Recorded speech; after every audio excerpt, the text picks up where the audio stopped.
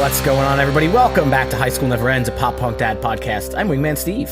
And I'm Chris of the 183s. Yes, you are. And our summer showdown, Rankin It Summer Showdown, is continuing, Chris. We had so much fun last week doing 2001 albums that we kind of called an audible. What are we doing this week? We're doing it again. We're doing it again. Not the same exact list, but we're kind of doing it again. I'm the type of guy that likes to do things chronologically. I don't know if you are or not, but I am. So sure. I felt the best way to do this was just go to the following year. Steve, the year 2002. Do you remember 2002? I do. That was a pretty good year. I went to college and I graduated high school, went to college in 2001, and honestly, 2002 was like really the heyday of pop punk and music for me. It was, kind of my first year or two in college, and there's so many good albums. This was rough. So many good albums that came out this year, so I remember it quite fondly. The reason why we like doing this is it really gets a lot of, let's say, interaction from all of you out there.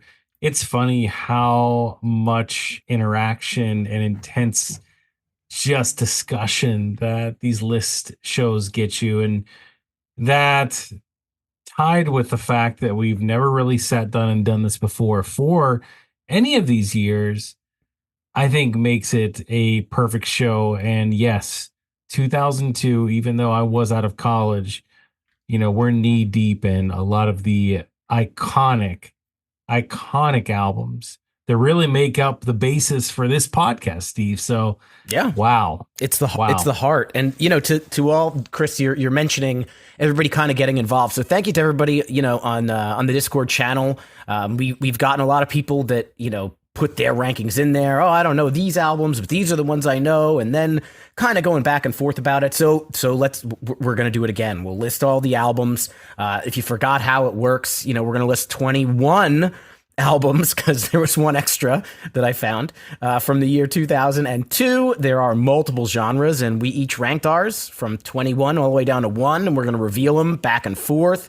After we finish up our personal rankings, we're going to put the scores together, and then we're going to reveal what the High School Never Ends combo list is from highest to lowest. And Chris, is this just our show now because you like chronological? Are we just going to go all the way to 2025? Are we done with the different things each month? Bro, I mean, we could do that. We could do it.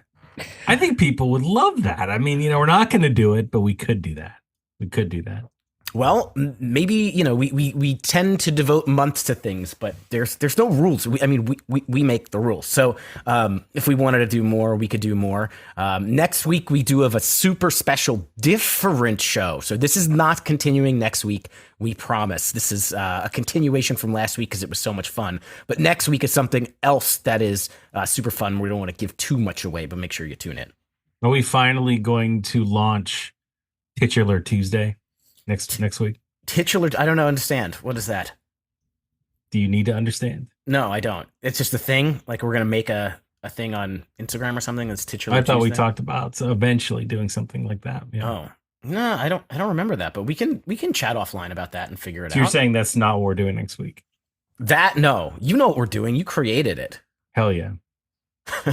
That's going to be something else, but we're not talking about that right now. We're talking about the year 2002, and this is going to lead to a lot of conversation, I'm sure. One more thing that I think you may have omitted, but this is multiple genres, and we've said that in the past on these shows. As you see, we've mixed in albums by, I don't know, Jay-Z was one of them that comes off the top of my head, but definitely not just pop punk. And the other thing about it, Steve, is that, hey, we know that potentially we don't have your favorite album or favorite albums on this list of potential albums to rank. That's okay. That intermixes into the conversation. So if you want to join the conversation and you have albums that aren't on this list, that's where you can take advantage of things like Discord or social media and let us know. And yell at us. Yeah, that's totally cool. Big thank you before we get started to our patrons, Ashley, Jeff, Tom, Jason, Sam, Nick, and Punkish Dad.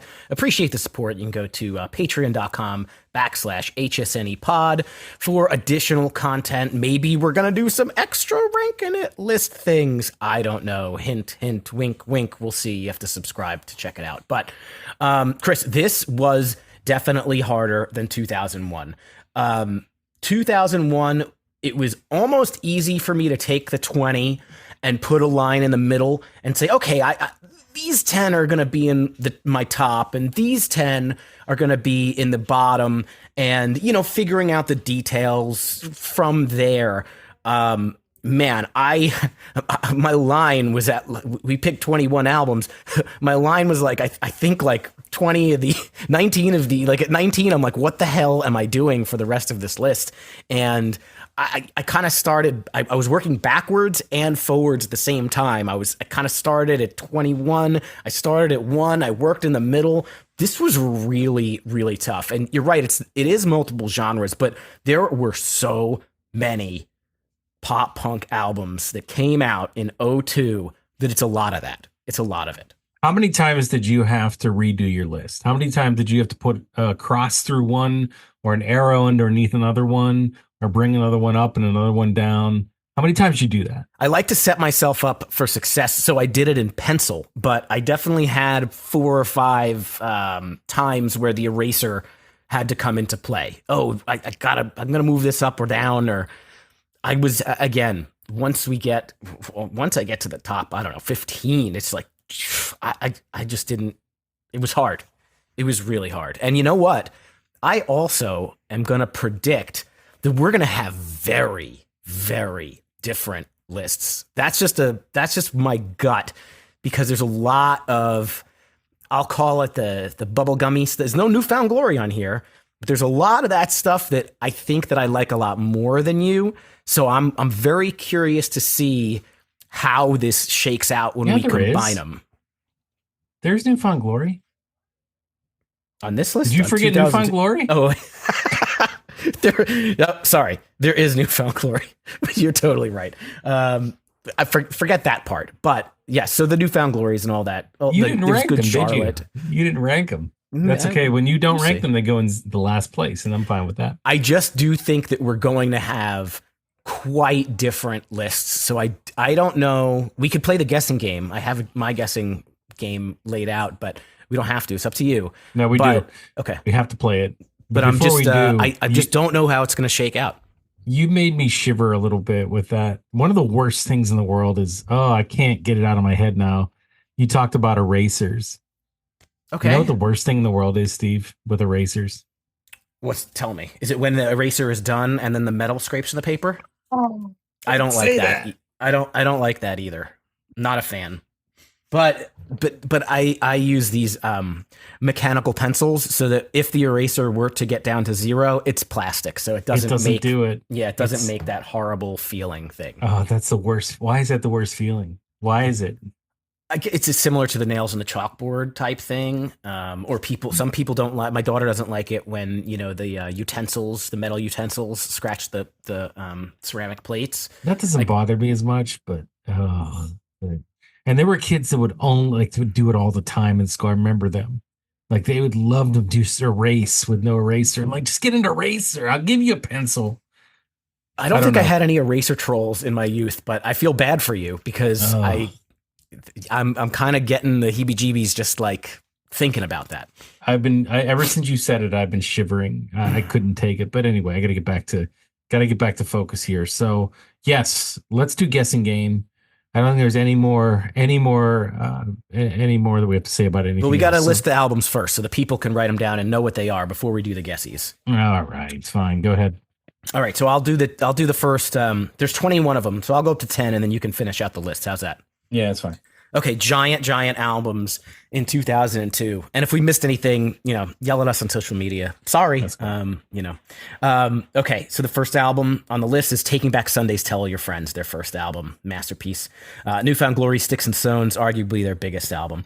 Good Charlotte, The Young and the Hopeless, very, very big album for them.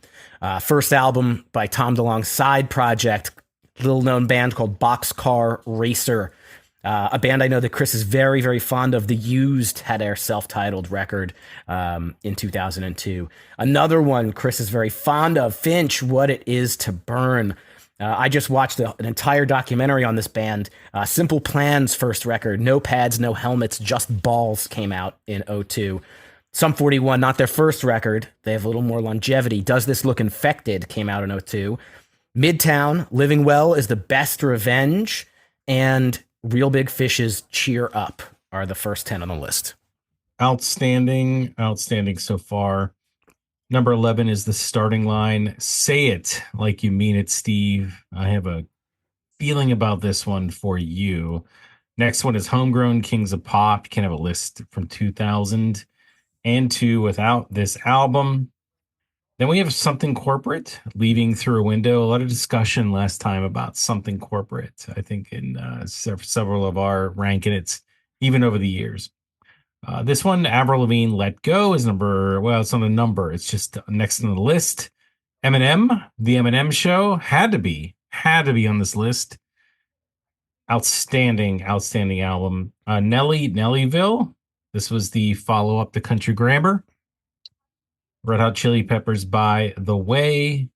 Then we had the self-titled The All American Rejects, followed by Alistair, Last Stop Suburbia.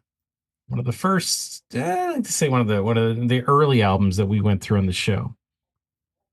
Bowling for Soup, Drunk Enough to Dance, Jarrett Reddick, friend of the show.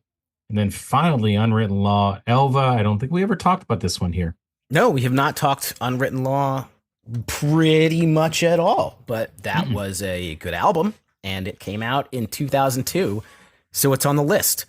So now it's time for the guessing game, and hope you guys all wrote that down. If you didn't, we're going to paste the names of the bands and the albums in the comments on Instagram, so go to our post that comes out today, the day the episode comes out, and you can always grab it off of that if you need it. And also, they're not in order, so just a heads up. Like when we post them, those are not in order. Those are just the list that we just said. So. Correct. It'll be in that order because I am going to use copy and paste. Yes. All right. So this is the guessing game. I am going to guess for you what I think your top three are. You're going to guess for me what you think my top three are. Then knowing that the overall score is a combination, we're each going to guess what we think is going to be the top three overall. So would you like to go first this time? Because I think I went first last time. Yeah. This one seemed like it was a layup for you. I think that knowing you, I think that you're going to go this is maybe not. I think number 3 is going to be something other than, I'm going to go with my gut. So I'm going to go The Eminem Show for number 3. I'm going to go Sticks and Stones for number 2. And I'm going to go Starting Line, Say It Like You Mean It, number 1. Okay. Now, this is very difficult for me to guess for you because there are bands that I know that you love and albums you love, but I don't know what's going to beat out what in Chris 183's mind. But my guess, and I will stick with it, my guess is that number 3 is going to be Finch, What It Is to Burn. Unfortunately, we've never spoken about this, so this is a shot in the dark. I think your number 2 is going to be The Used, which is their self-titled record. And I kind of feel like you're going to put Boxcar Racer at number 1. And that's a guess. I have no confidence in that at all. If I'm totally right, I'll be like, that's cool. If I got none of those right, I'll be like, all right, well, that was a hard exercise. All right.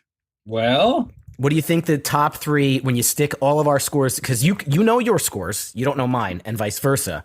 So you might be able to, kind of figure out what do you think is going to rise to the top when we put our likes, our loves, our brains together. I think Taking Back Sunday will be number 3. I think that Oof, oof, oof, oof, ooh, man. I don't know. Maybe Finch 2 and starting line 1. Okay. I am going to guess differently. I am going to think my guess is that I think Kings of Pop is going to come in at number 3. I'm going to guess that Say It Like You Mean It starting line comes in at 2. And I think my guess is that Tell All Your Friends by Taking Back Sunday is going to be number 1. But again, my confidence is somewhat low. It's a challenge. It's very challenging because you're right. For me, there were a lot of bands on here, and I guess for you too, but man, it was hard to place some of these. I was a mess doing this. I asked you how many times you crossed things out and changed them. I couldn't even read my list after the first time through. It was just so much just nonsense and scribble that I had to rewrite it. And even then I did 3 more edits after that. So man, I really had to sit down and listen to these albums one by one again, even if it was just a snippet of it, because a lot of them I really do know well. But just to get it back, because you know why? Because I was in recent conversations with people that would identify certain albums as, yeah, it's a good album, but it only has 3 good songs on it. So even if they're like superstar songs, how are you going to say it's XYZ? Well, I had to go back and listen to it and think about whether or not that was the case. In some cases, that was correct. In others, it wasn't. So that really affected the rankings in a lot of ways. But I was also objective too, Steve, and that was the other thing too. There were outside of maybe 1 or 2 albums that I wasn't as close to, for the most part, objectivity was the key in ranking these. So it wasn't always just personal preference. I don't know how you make a ranking without personal preference. Mine's all personal preference. These are I am ranking them with what I like the best. And what I like the best is what I think is the best. I didn't But go that route. it's All the not way. it's not a it's not a laid out plan. It's all I think it is subjective. Well, I think with music though, personal bias, you're never gonna truly get away from it. But I think that so you're gonna see bands that I like and bands that you like in the top. It's just that's just there's no way around it. But I think there's also some room for some objectivity in albums that you don't necessarily listen to it all the time, but are top notch in a lot of different ways. That are important in music history and belong, in the top part of this list. So that's kind of the way I came at it. But we'll see. All right. Do you want to start or should I start? I'll let you start this time. All right. So I'm going to start since we have 21. I'm going to go from 21 all the way down to 16. Does that make sense? And then we'll kind of get into our normal cadence of fives. All right. So we wanted to include some different genres here, but the album that speaks to me the least on this list is going to be Nelly's Nellyville. So that's my number 21. I know that there were a couple of big songs on there, the Hot in Here and Air Force Ones, and I don't dislike those songs, but Nelly is not an artist that I need to listen to in long form like an album. So that's my bottom. Next on the list is an artist that I do respect a lot, and I like them a lot, the Red Hot Chili Peppers. Their album, By the Way, I just feel like this, as an entire album, is not one of my favorites. Like, I think, the song By the Way and Zephyr were the singles, or the Zephyr song, unless there's anything that I'm missing. I think if it was like Blood Sugar Sex Magic or even Californication, I think those albums had a little bit more weight in my mind. But By the Way didn't do all that much for me. Next on the list, and this might be to your chagrin, is going to be The Used. The Used is a band that I did not really get into all that much. I think the song Taste of Ink is really good. I like it a lot, but I didn't get into them or listen to their entire album. So they're going to get my number 19 spot. Next on the list is going to be Avril Lavigne and her album Let Go. And again, major singles on this one. I mean, Skater Boy has The Longevity, Complicated. These songs are on the radio like every day still. And in my fraternity in college, they used to call me SK Ater Boy.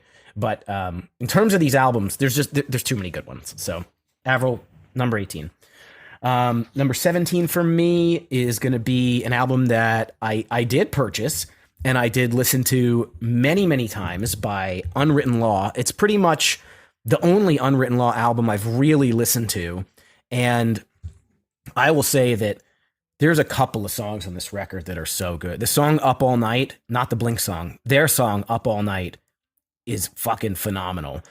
See in Red, I think, is the big song on the album, and the opening song, Mean Girl, Sound Siren. There was a bunch of good songs on this record, but ultimately it wasn't enough to get it higher on the list. And then I'm gonna end the bottom, I guess, quarter of my list. Chris, I'm sorry, but What It Is to Burn is going to be my number 16 because, again, I like Finch. I don't love Finch. I love the song Letters to You. I think the song What It Is to Burn is also very good. And I didn't dislike this album, but it's just not really totally my bag. And again, there's a lot of these albums on here that are right up my alley. So this one is just at the bottom of that tier. Woof. I like how you bark when you are angry. Woof. I'm trying not to criticize you. I don't want to do that because that's not. I mean, that's what I do. My brand is to criticize you when I don't agree with you, and I'm trying to break that because for the Rankin It episodes, I think it's only fair to let you have your opinion, but sometimes you make it so difficult, Steve. You make it so incredibly difficult to deal with. We have a little bit of different tastes. I'm gonna Oh. stop. I'm gonna not do it. I'm not gonna do it. But what I'm gonna do is give you my bottom 5. So I'm gonna start this list off with probably the worst band and the worst songs that you could possibly collect onto an album that no one should ever listen to. And Steve, that is your best buds in the band Good Charlotte for the Young and the Hopeless. Ooh, okay. This is just hopeless trash music that there is so many, like there's 20 other albums that I'd rather listen to on this list. I'm not even sure it should be on this list. I wish it didn't belong. I wish it wasn't in 2002 because that makes me sad for this year. So come on, there's huge songs. The Anthem. Oh, they're so bad. Lifestyles of the Rich and the Famous. I mean, I'll sit there and listen to the anthem, but I won't be happy about it. Girls and Boys I could cut out of my life, but yeah, the rest of the album, very good. Awful. Just really bad. Unwritten Law is number 2, and that's the next one on the list. I guess that would be number 20. I didn't know where to really put this one because I didn't listen to this one a ton, but that's not really the reason why I put it here. I just, for some reason, like the music, the songs didn't really jive with something that would click in my brain right away. I wonder if over time that things would be different with Unwritten Law and in this particular album, Alva. I just didn't feel like. Okay, so I could have put it above the next one. I think the next one's interchangeable. And actually, as I'm thinking, maybe it is one better. But I stuck with my original rankings and put it in that 20 spot. 19's Nellyville.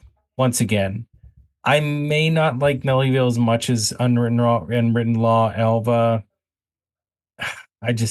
Maybe I just have a little bit more fun with some of the songs on Nellyville versus Unwritten Law. I don't know. I'm if you're a big like song guy and you're like, oh, how could you do?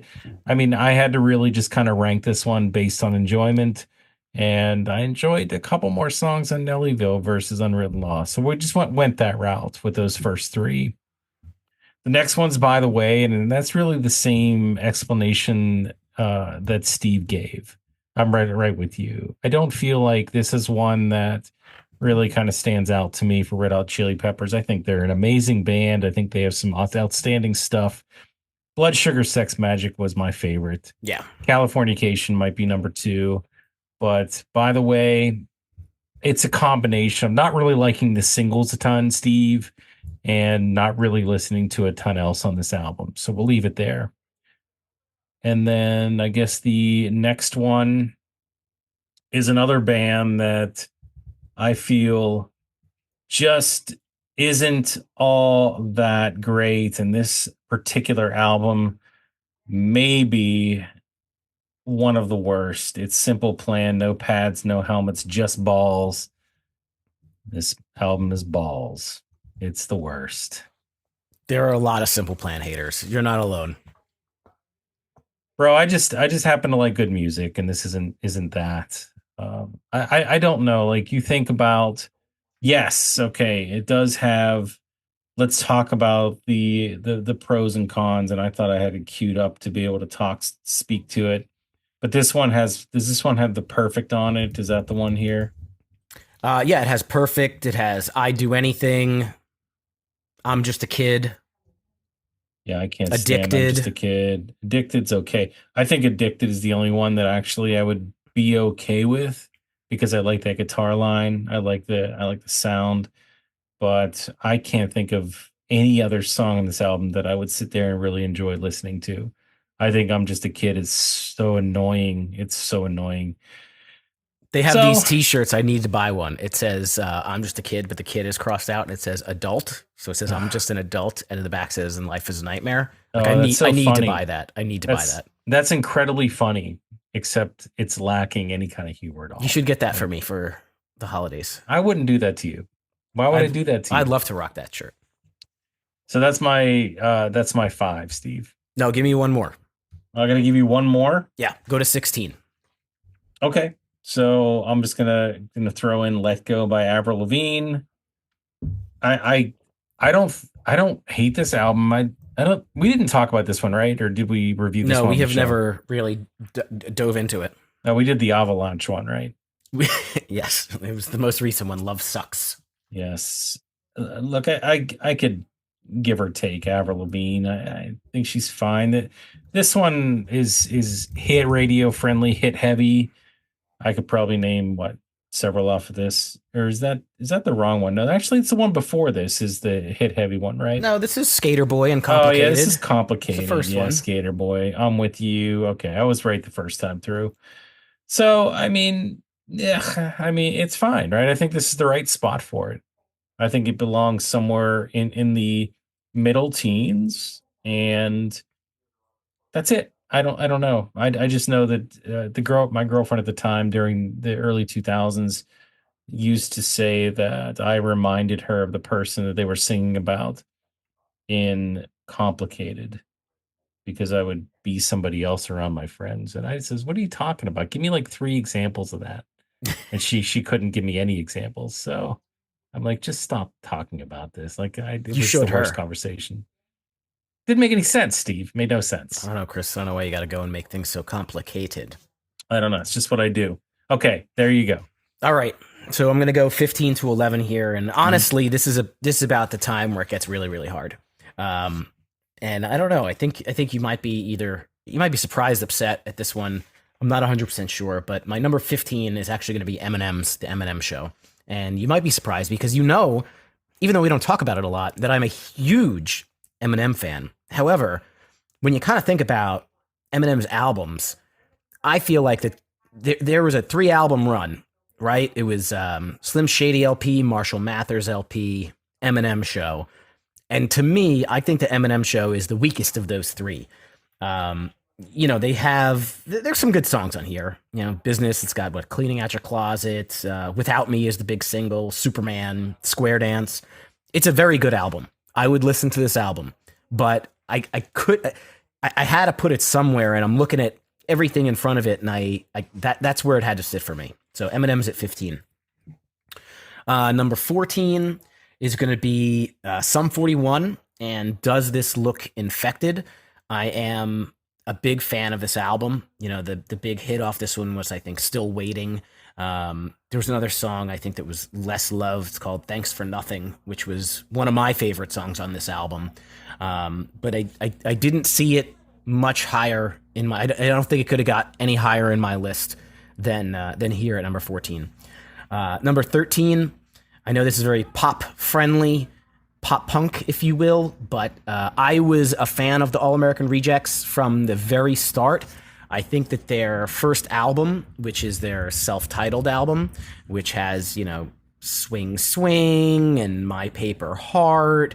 I really enjoyed this album when it first came out, and I think maybe I didn't keep my All American Rejects fandom as it's not super high on my list, but I remember having this record and really enjoying it. They're pretty decent to see live. I like them. So All American Rejects is going to get my number 13 spot. Number 12 is a record that I maybe could have gotten into a long time ago, but I was always more of a Mark guy than a Tom guy, and I never really gave Boxcar Racer too much, too much, I don't know, attention. And then we did an episode, of course, it was years ago, where we talked about all the side projects, and I really started listening to this album. And this album is phenomenal. It's got some incredibly good songs, and it was, I guess, Tom's kind of outlet to do stuff that was not, in his mind, Blink-182, even though it has Travis, it has Mark featuring. But Boxcar Racer's record here is going to be my number 12, and I'm comfortable with that.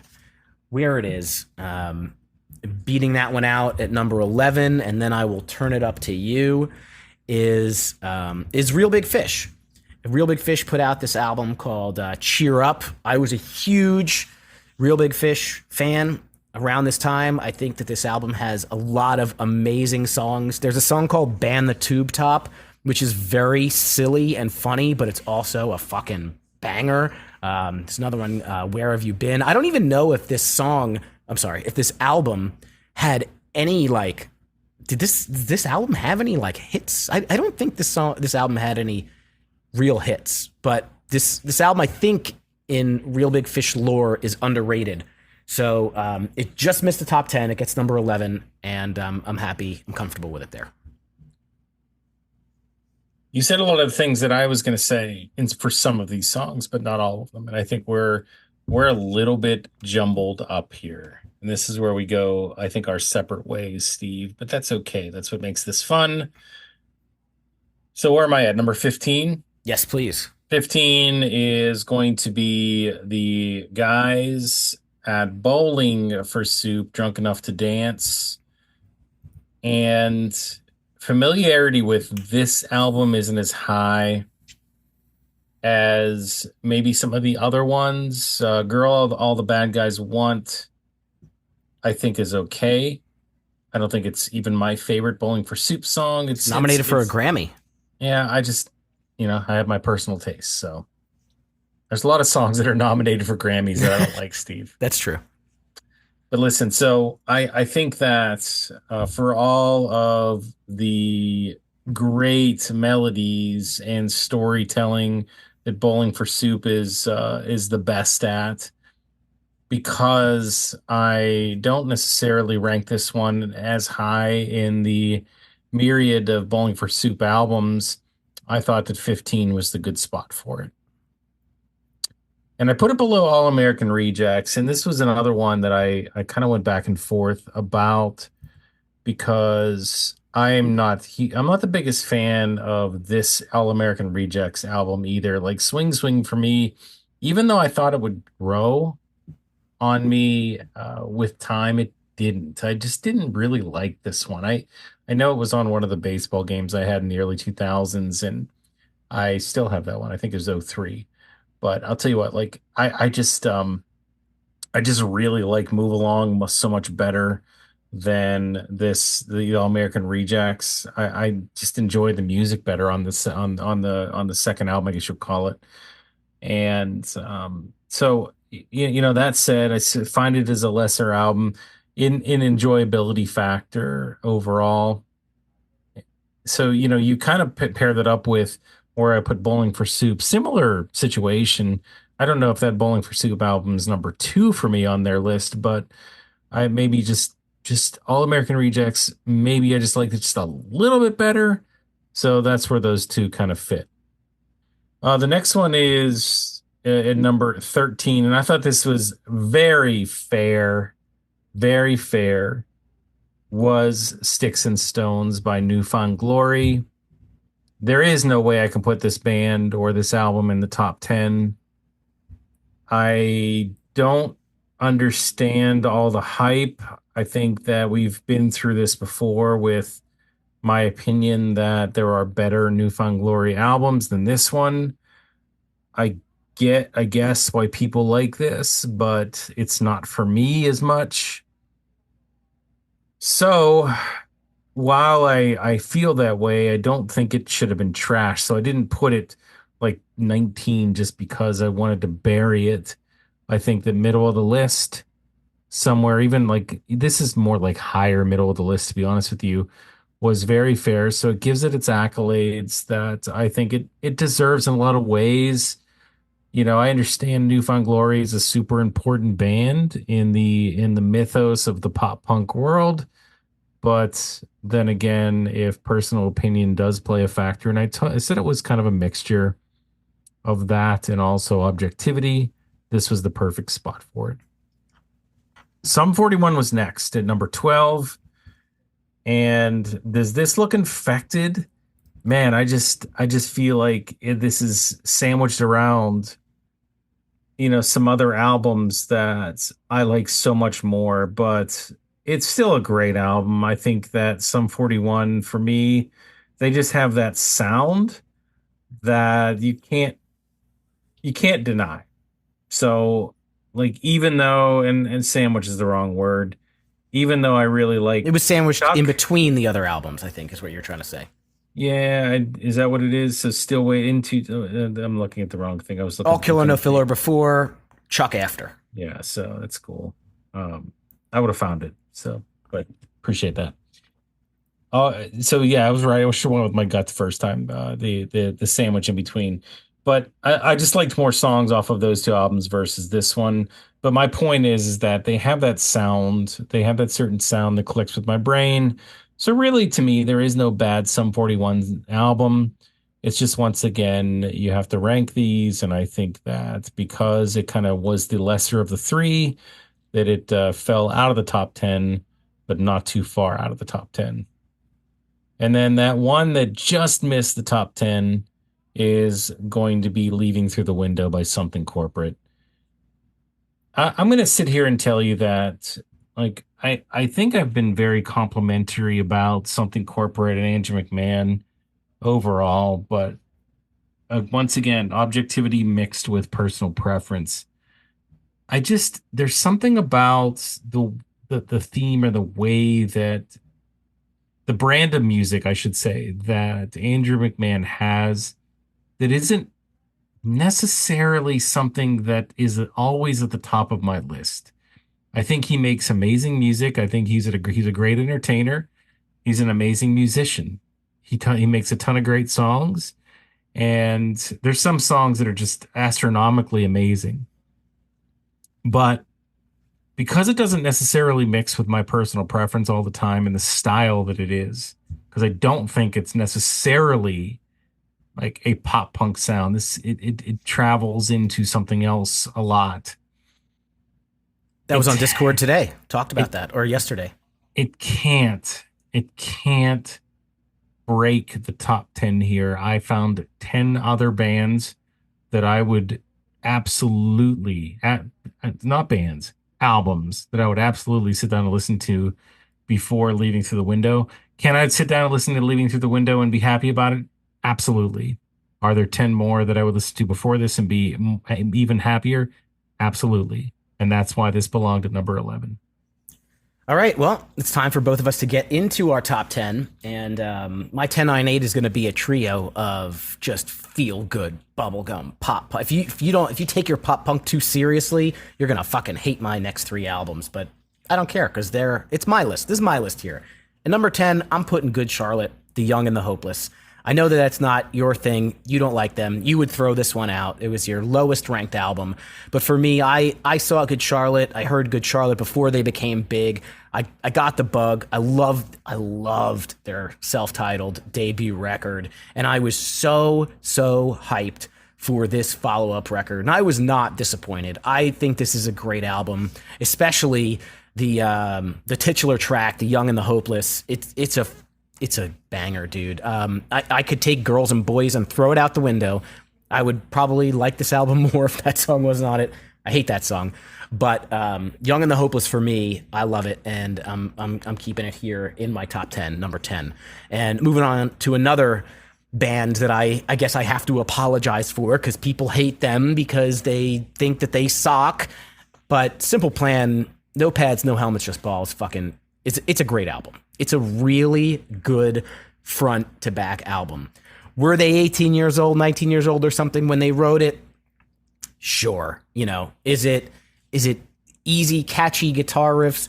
Sure. But everything on this album is incredibly catchy, and I can listen to this entire record. There's a couple of really good ballads. You mentioned Perfect. There's another song called I Won't Be There, which is looking at the Spotify streams, totally unappreciated because it's got almost the least on this record, second to least. But I'm a huge fan. I like all the singles. I cannot wait. I'm going to see Simple Plan, Bowling for Soup, 303, and Lolo in a month or so. And I just feel like it's going to be a fun. It's just going to be the definition of fun seeing all those bands together. So Simple Plan does get into my top 10 at number 9. And number 8 for me is, again, another band that, I don't know, people maybe get a little angry about when you tell them that you love them. But Bowling for Soup for me is fantastic. If you told me that this was their debut album, I would believe you. They had a couple albums before it, but this is where I found them. I found them when they did Girl All the Bad Guys Want.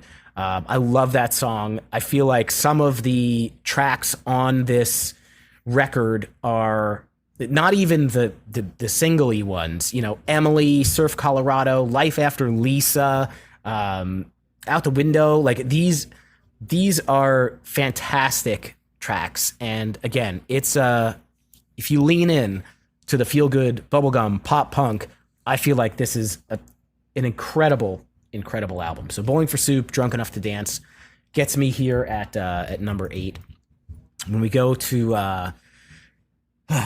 all the rest of them that are left are like, how the heck do you put these in order? I found it very difficult. But I'm going to go number 7 is going to be Alistair and Last Stop Suburbia. I feel like this is a no-skip record. This is kind of where Alistair, for me, like I knew about them on their first record, Dead Ends and Girlfriends, but it was a little bit raw. It was immature. I don't say that in a bad way. It was somewhat on the immature side, but I loved it because I was also super young and immature when that came out. But when Last Stop Suburbia came out, this was, to me, just a masterpiece. There's a song called Race Cars. It's my favorite on there. Of course, it's got Somewhere in Fullerton, Radio Player, Overrated. Like this album is so good, and I wish I could put it higher, but that's where it sits, number 7. And to finish up my 10 to 6, number 6, again, all these records that are left are very difficult to put in order. But I'm going to give 6 to Midtown, and Living Well is the Best Revenge. It's definitely my favorite Midtown album. It's got incredible banger tracks on it. Front to back, it's undeniable. There are going to be 5 that I think I'm ranking higher, but I love this record. I think it's their best, and that's where I'm going to stop.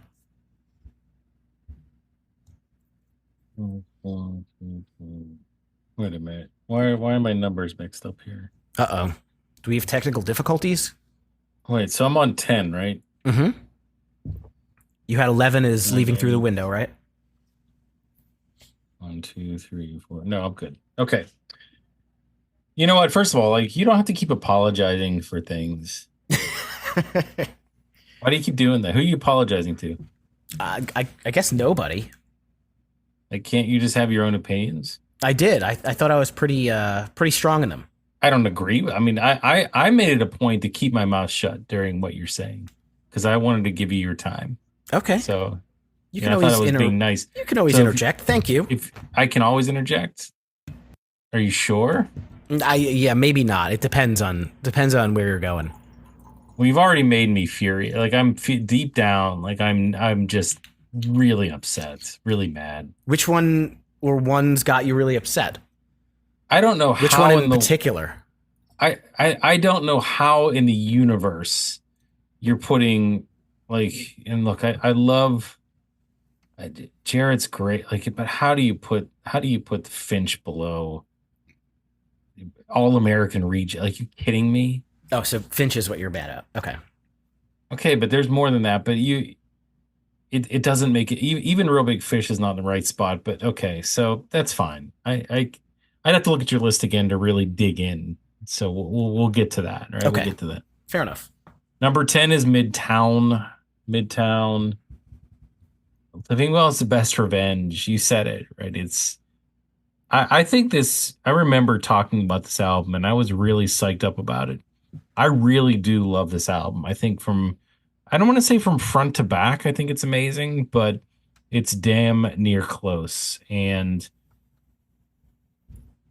once again, it's tough. You know what the toughest part about this is, and I hate to just say that over and over again, but the toughest part about it is really putting some exposition by these middle of the road into the beginning of the top 10. Like, I don't know if you can really justify 13 versus 12 or 12 versus 11. Like, it's just hard to talk about that. So doing my best, but they're also close when you get to the one versus the other in these middling ranks. I think as you get to the top, you can really, really just dive into why.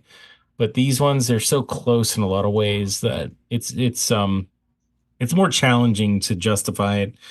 But the list, I think, justifies itself. So Midtown, number 10 on my list, followed by Kings of Pop at number 9. This one was really tough, and I think I can probably talk a little bit. I just said really tough again. If it's a drinking game, Steve, really tough, then you're drunk. But it's going to come a little bit more into focus as we get a little bit higher into the list. So I can't talk about that yet, but this one and another one, I went back and forth and back and forth and back and forth on because I really like them just about the same. But then as I was thinking about it, so like it was either that album in this spot or this album in that spot.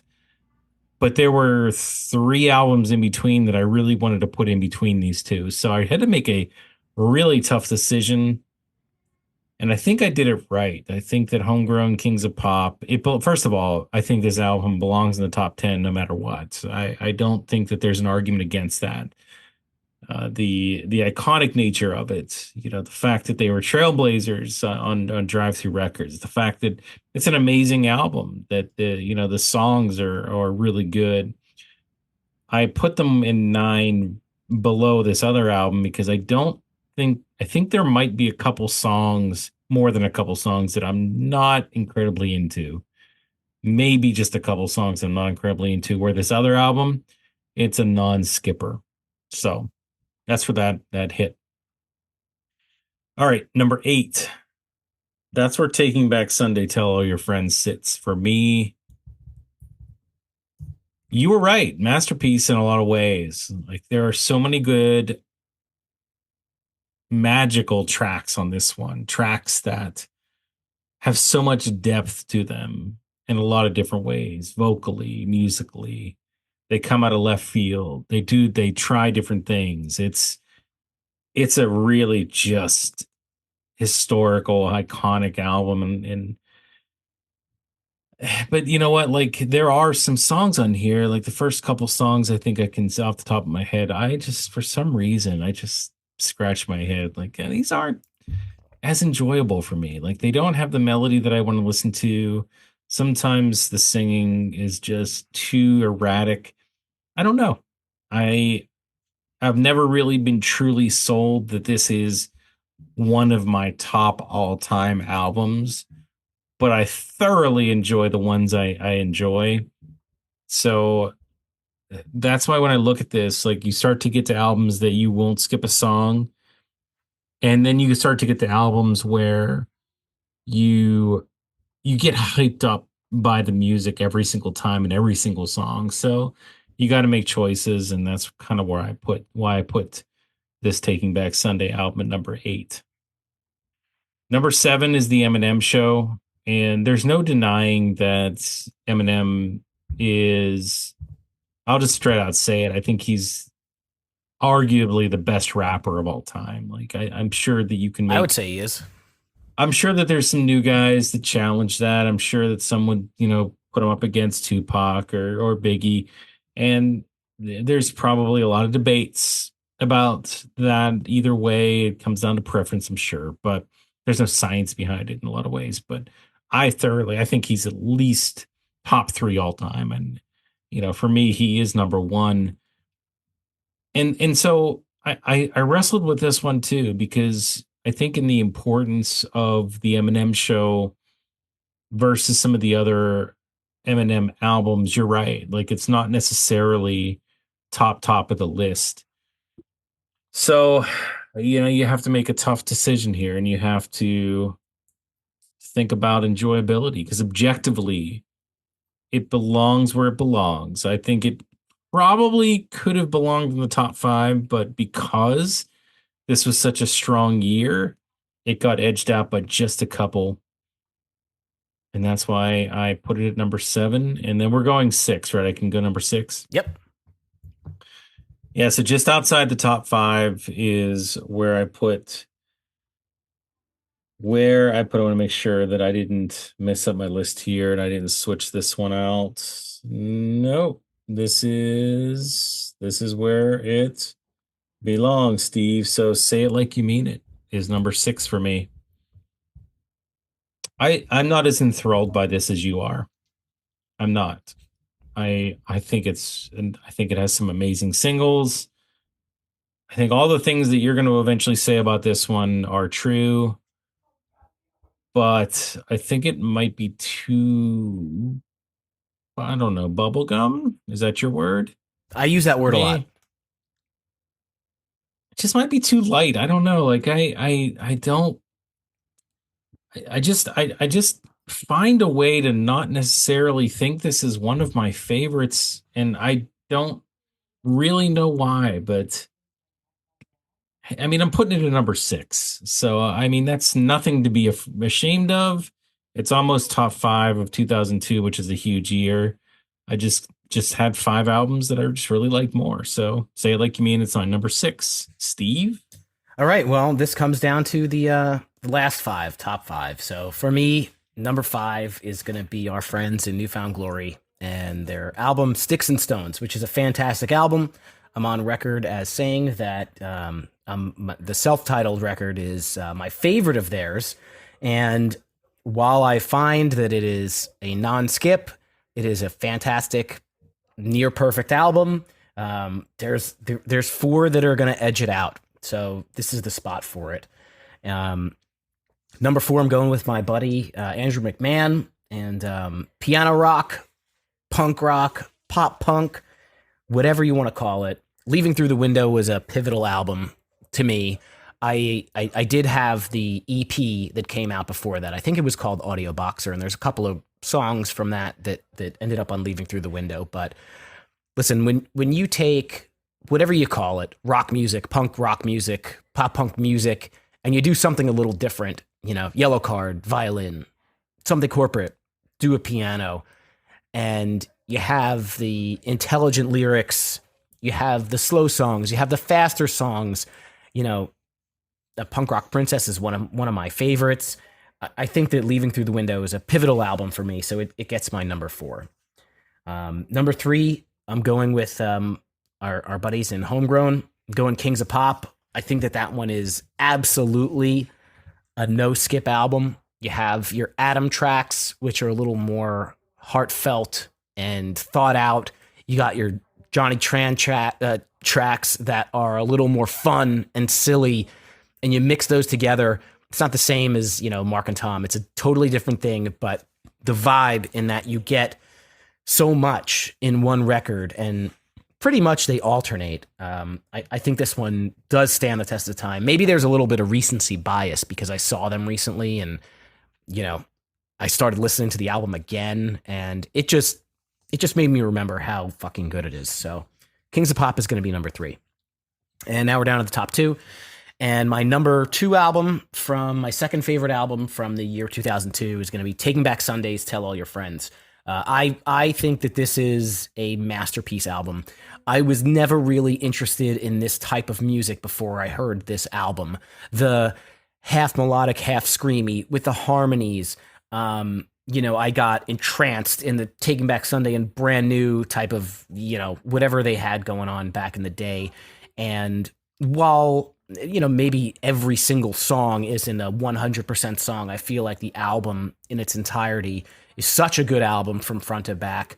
I've seen them do the album in its entirety in concert, and I think it was just game changing for me, for the scene, for everything. It took punk rock music and emo and all these things and just smashed them all together and in such an enjoyable way. And I probably wouldn't like any screaming music if it wasn't for Taking Back Sunday, to be honest. So Tell All Your Friends is number two for me. And you guessed it correctly. Say It Like You Mean It gets my top spot. Is it bubblegummy? Absolutely. But this was one of my favorite records immediately when it came out. Again, I had their EP before it came out. I've seen them live like a million times. Maybe it's funny. It might be somewhat on the played out side, right? Like I don't always have to listen to this album in its entirety from start to finish, but anytime any of these songs come on, I'm immediately just transported back there. And when I go to see them live, I I really just want to hear the old shit. I want to hear Say It Like You Mean It. And I've made no I've made that pretty obvious. This is one of my favorite albums, so I'm giving it my favorite album of the year 2002. Well, bubblegum does lose its flavor in like 3 minutes, Steve. It's been what 25 years for me. Still chewing. I think it's interesting you say that, it does not have all 100% songs, but you think it's a masterpiece for Tell Your Friends. To me, I feel like at the top of the list should be albums with all 100% songs, but maybe that doesn't exist for you. I don't know. All right. You said I could interject. I think that was constructive. That was fine. I'm gonna go with number 5. This was the one I was talking about that kind of interchanged with Homegrown. This is gonna be Welcome to Suburbia. I'm sorry, Last Stop Suburbia, my bad. Wrong album. Alistair. I just like this album a little bit more. I'm just an Alistair guy. I guess you can be a Homegrown guy or an Alistair guy, right? I didn't have Alistair too much further away. They were at 7. Kind of an Alistair guy. I think, Somewhere Down in Fullerton is, I can't get enough of that song. I'm sorry. But just front to back, listening to the album, like it's a mixture of just really, really great pop punk music. Even some of it skews more towards just, skate punk, a little bit more towards that. It's all enjoyable. Like you said, no skips on this one. The next one on the list is Real Big Fish, and you mentioned this one a little bit. Look, I mean, I am self-professed super fan of this band, and it's actually interesting because I'm not going to sit here and say that I'm a super fan of ska music. I'm not, but I'm a super fan of this band. So I guess they kind of transcend ska music a little bit for me. I don't know. Maybe they actually take ska and they make it. What's funny about Real Big Fish is they're funny. Is they're always really funny in everything they do.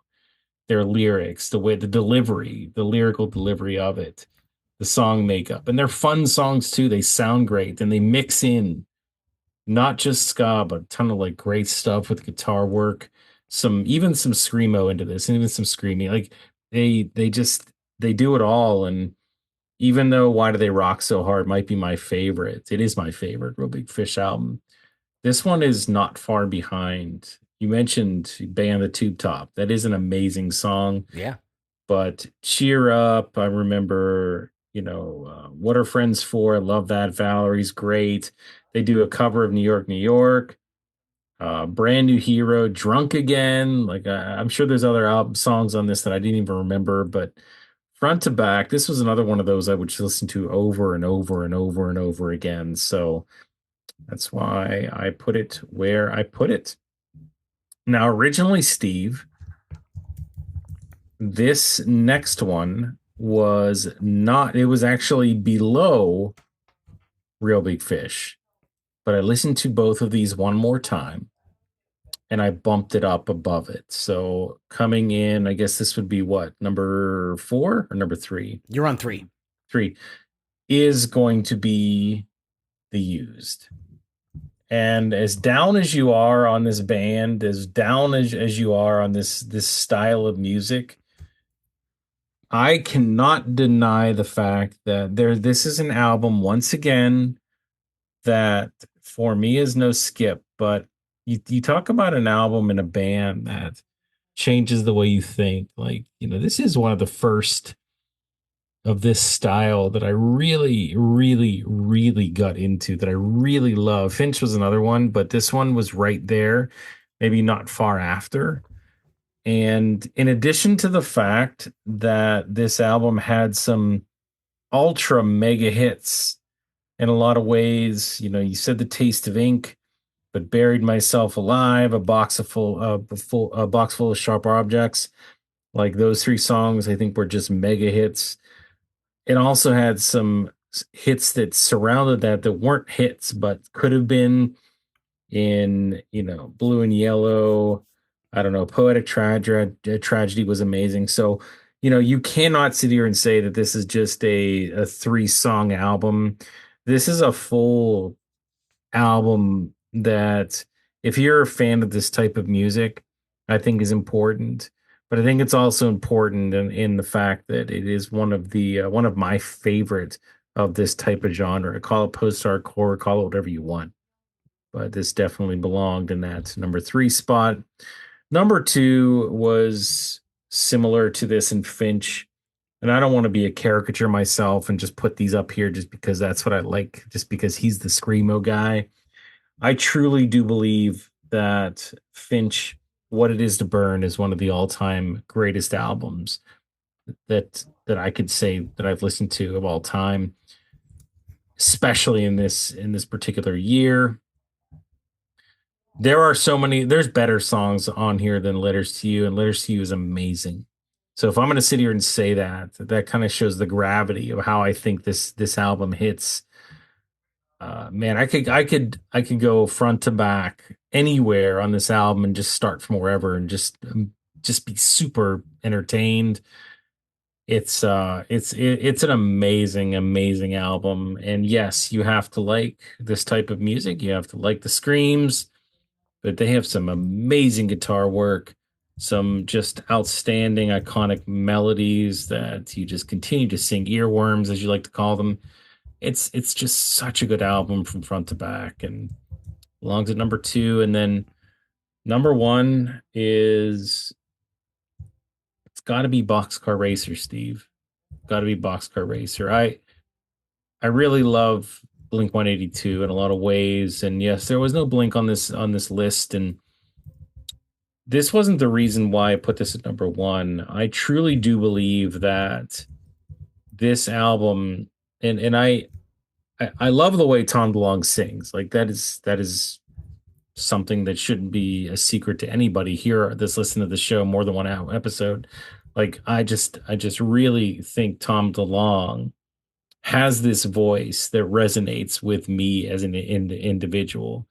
So, yes, I did say that I wanted to be objective. And yes, Boxcar Racer may not have been like the most important album of 2002 in a lot of ways, but I guess, you think about it, like it could be. It could be in a lot of ways. Like it was pivotal. You think about what it caused and what it potentially did cause in the grand scheme of things with this band. It caused a rift. It caused them to potentially break up for a number of years. It caused them to get back together and make some amazing music. It caused Blink 182 to bring in Matt Skiba. And for a lot of people, they love that. They love Matt Skiba. They love Alkaline Trio. They love the fact that it was a different sound for the band. And what it caused for this album was just the ability for Tom to put some music together that wasn't totally Angels and Airwaves, was a little bit more on the Blink side, but was a little bit different. And he was able to put together some melodies that were timeless. Some amazing songs on this album that I can't get enough of. And yeah, I mean, it's just all Tom. And for me, that's top of the list. So Boxcar Racer, number one. Very nice, very nice. All right, if I could ask you to just read your list, 21 to 1. Just go down the list, just as a reminder. Oh, there's so many different twists and turns. If I mess up, let me know, because I got to make sure I don't make a mistake here. So it was Good Charlotte. I was get the so the Young and the Hopeless. I'm just gonna read them off. You got them. Next was Unwritten. No, it wasn't. Yes, Yep. it was Unwritten Law. Then Nellyville. Then By the Way. And I can abbreviate and you'll get it right. No Pads is next. Next was Let Go. Bowling's for Soup was next on the list at 15. All American Rejects was 14. Newfound Glory was 13. Sum 41 was 12. Something Corporate was 11. Midtown was 10. Homegrown was 9. Taking Back Sunday was 8. The Eminem Show was 7. Starting Line 6. Alistair 5. Real Big Fish 4. The Used 3. Finch 2. And then Boxcar Racer was 1. All right, and to recap my list, I had Nellyville, Red Hot Chili Peppers, The Used, Avril Lavigne, Unwritten Law, What It Is to Burn by Finch, Eminem, Does This Look Infected, All American Rejects, Boxcar Racer, Cheer Up, Good Charlotte, Simple Plan, Bowling for Soup, Alistair, Midtown, you guys know the albums, whatever. Sticks and Stones, Leaving Through the Window, Kings of Pop, Tell All Your Friends, and Say It Like You Mean It at number 1. So if we're going to check in on our guessing game, Chris, my guess for you, I got all 3 of your top 3 right, not in the right order, but Finch, The Used, and Boxcar Racer, I got you pegged. I did all right. Mm-hmm. And I did not get yours. You got 1 of 3. Mm-hmm. I'm surprised on Sticks and Stones, and I'm super surprised about the Eminem Show. I thought it would come through for you. You're self-professed, so. But I knew Yeah. it could. I knew it was a look. I knew it was an educated guess, but I knew it could go in a different direction. So that's okay. All right, and then I guess we should reveal the combined list. There's a lot of ties here because a lot of it tied, but it's interesting how it shook out. Do you want to start or should I start this time? We got to read this. Like, okay, so I'll start this time. It's this column here. Yeah, I got you. I'm good. Yeah, Nellyville by Nelly was number 21. That's really no surprise. The Red Hot Chili Peppers, by the way, was number 20. We both rank that fairly low, 18 and 20, so that makes sense. Next was Unwritten Law, Elva, 17 and 20. So this was 19 for us, no ties. Yeah, I mean, it's kind of what I expected. I think you were a little higher than me, but all right. Avril Lavigne, Let Go was number 18. That was spot on with the way you ranked it. I was a little bit higher on this one, but at the end of the day, I don't think that's too far off of where it belongs. Good Charlotte, The Young and the Hopeless. This is where we had a little bit of a differential. You ranked it top 10. I ranked it 21. That dropped it to 17 overall. I think that's too high, but that is my opinion. All American Rejects, we were right on track with this one, you and I. You had them at 13. I had them at 14. Somehow that puts them at 16. I still don't understand the way this works, but that's where it is, number 16. Yeah, it's not that complicated. So we had a tie at 14. Simple Plan, no pads, no helmets, just balls, and Sum 41, Does This Look Infected? However, the tie kind of came with some different rankings. I had Simple Plan high, you had them Low, Does This Look Infected, we both kind of had in the middle tier, so that's our tie at 14. Number 13 is going to be Drunk Enough to Dance by Bowling for Soup. And then in a pair of, you had them ranked very high, I had them ranked middle to low, tied at 11 are going to be the U's self-titled record and Eminem, The Eminem Show at 11. See, to me, it's like, that's what I mean. Like, you say it's not that complicated, but 8 and 15 is 13. That makes sense. Like, that one makes sense. But how is 13 and 14 then a lower rank at 16? It's ranked off a combined score. Yeah. Your ranking equals a score. I don't know. And then they're re-ranked by score. Every time we do one of these, I'm going to complain about this because I'm not sure that I'm on board as we move forward. And it's too late to really complain. So take it as a light complaint in the complaint box. I just wrote a nice little letter and I put it in the complaint box. Okay. Did you get it? Did you read it? Oh, yeah. I read that. You're not supposed to open the complaint box until after the show. You can't just You just open told me it about it, though, so I read it. All right, where am I at here? 19 and 3. 19 and 3 is 11. Okay. Eminem Show. We had it 11. I know that was yours. I'm just looking at these again. So, okay. Okay. So, right outside the top 10, which brings us to Newfound Glory, Sticks and Stones. I had it just that I knew this one was probably going to fall higher than what I really wanted based on the fact that I knew you were going to go super high. And I was being very fair at 13. So it actually tied for 9th place as a result. This next one's just a travesty, tying with Newfound Glory at 9, as well as Finch, What It Is to Burn. There is no way in the world that this makes any sense, but that's where it sits in terms of our list. Above Finch, What It Is to Burn is the band Midtown Living Well with the album Living Well as the Best Revenge. Am I saying that right? Yep. Nah, that one came at 8. It's a straight up 8. No ties. 11. The next one is Real Big Fish, Cheer Up. I am not really too upset that was tied for 6th, even though it should be top 5. You put it at 11, which I don't get. I put it at 4. I thought this is at least top 10, but hey, whatever. And then the other one also tied for 6 is, make sure I get this right here. SoCo. Something corporate. Okay, it didn't I did some shorthand. Yeah, leaving something corporate, leaving out the window. You had it at 4, I had 11. That tied it for 6. Right in the middle. See, that one made sense. Right at the middle. I kind of figured that there were going to be a couple that were dual opposites here.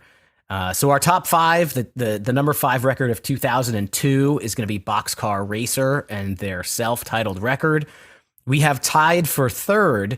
This is kind of fitting because, Homegrown and Alistair, I feel like these guys are, the early drive-through bands, and they belong together. Tied for 3 is Kings of Pop and Last Stop Suburbia.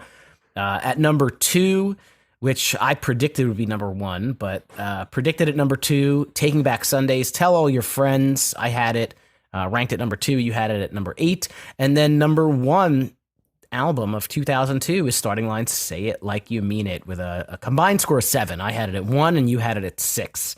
So that's what High School Never Ends thinks are the top albums of 2002. Yeah, I knew that one. That one was easy for me to guess because I knew you were going to have it at 1, and I saw where I had it ranked, and I'm like, that's number 1. There is no way, because I don't understand your ranking strategy, the way you rank this, but I knew that unless I would have ranked it like 15, there's no way it's 6 that it wouldn't have been number 1. So that's okay. You sabotaged my number 1 by ranking it number 12. I helped your number 1 by ranking it number 6. There was no sabotage. It was not me versus you. I ranked my albums in order of my enjoyment, my favorites of them. And I knew that there, again, when I came into this, if you're playing a drinking game, take a drink. It was tough, but I knew that there would be a couple that were stellar opposites. Yeah. Yeah, for sure. And I think wonky rating system aside, I'm not mad about starting line being number one. I think that, you think about it again objectively, it's not it's not absurd to think about this album as the number one of the year when it comes to this list. It's an important album, the ton of great hits, important for the genre. So many different things you could say about this band through the years. So, it's meaningless though because it's just about this album. So I don't think that's it's not the wrong choice for number one. But I do think that I would have flipped out Taking Back Sunday and Boxcar Racer. I think I would have put Boxcar at number two. I think that would make more sense. TBS at number five, and then rank those Alistair and Homegrown in there between. That's where I probably would be. That when we think about like, are you okay with this list? I would have been more okay if that were the end result versus what we got. So I'm really not mad about any of how this shook out. I think that overall, if you're going to take, your likes and my likes and stick them together, I think that this is, I think this is what was going to happen. I can't really be upset with any of it. Honestly, I don't think that there's anything that got too shafted. I mean, even Sticks and Stones. I come into this. I know that you don't like Newfound Glory. They tied for ninth. I think that should certainly be higher. You think that Finch, What It Is to Burn, and the Used should certainly be higher. But the way that it all shook out, I can't really be too upset. yeah, it's just like I think I I'm would even good. put Finch above Midtown and Real Big Fish. I probably would shift those down, put that one up, and I, yeah. I mean, I think that it's tough to do though because of your opinion of them. When you mesh the two together, you're right. Like it has to be a mixture of both of ours, so that's hard to do with that. But anyway, we could talk about that for a long, long time. Our opinions are our opinions. Our likes are our likes. You're not going to They change are. those, but objectively, this is the list. This is what we come up with, Steve. My guesses for top three overall were all correct in the wrong order, but I guess Kings of Pop, Starting Line, and Tell All Your Friends. So I know you pretty well. I knew how it was going to shake up. Well, that's not just me, though. Well, it's me knowing me and then guessing for you and combining them and scoring them. Okay. Yeah, I thought that I should have known better on Finch. I thought that I was high enough that you would have, even if you'd have went like nine on Finch, that it would have been number one, but you went super low. So that hurt. There's just too many good albums that year, man. Yeah, this is front to back like a banger. Like I don't, I just it doesn't compute with my head. But I should have known your predisposition against screaming music. I didn't think about it. I didn't think about it properly. But regardless of how we guessed, I think this was really fun, and hopefully you guys do too. Once again, the fun part of it is you get to do your own list. You get to add any albums that maybe you feel like we missed, and you get to talk about why you chose what you chose, and you get to talk about why you agree or disagree with us. That's what we love to hear. That's the fun times. Absolutely, and that's why we do these episodes. So once again, it is what it is. This is summer showdown. That's why I kind of went with the theme of me versus you. But you're right, Steve. It's not me versus you. It's just a list. It's just us ranking it.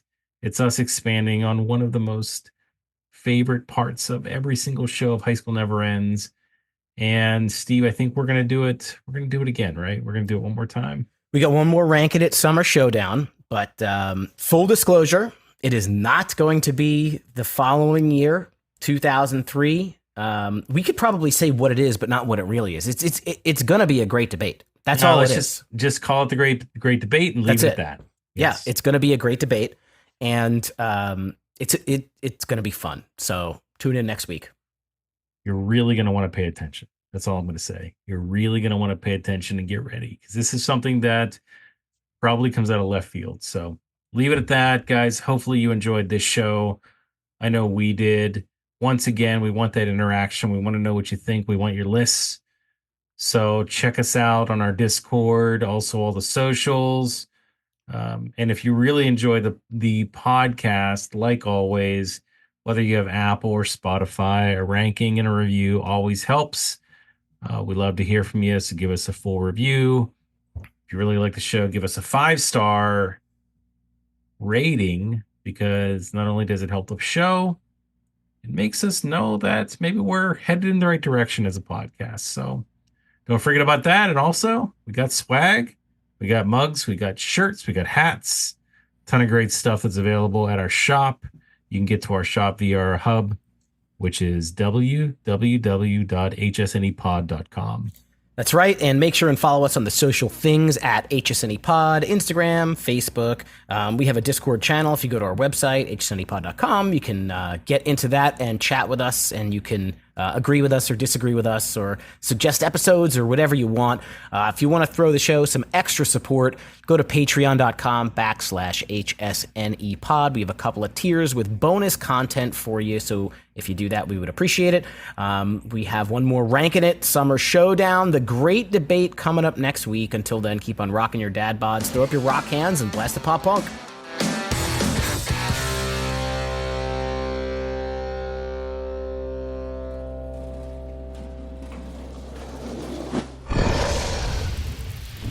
Dragon Wagon.